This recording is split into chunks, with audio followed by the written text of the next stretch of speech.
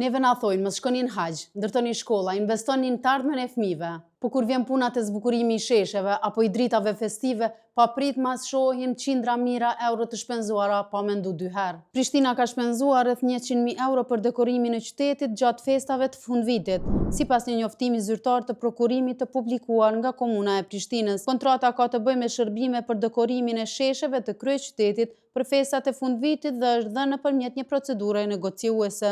Vlera e parashikuar e kontratës ishte 100.000 euro, ndërsa vlera përfundimtare e kontratës së nënshkruar është 98.557 euro. Sipas dokumentit, kontrata është nënshkruar me 12 dhjetor të vitit 2025 dhe sheshet kryesore në Prishtinë do të dekorohen. Komuna e Prishtinës këtë vit vonoi me dekorimin e shesheve pasi po përballet me një krizë financiare e cila u pasua nga protestat të trafikut urban i cili parkoi autobus para komunës për 9 ditë me radhë me kompaninë që kërkonte pagat e punëtorëve dhe pagesën e shërbimeve kyçe për funksionimin e transportit.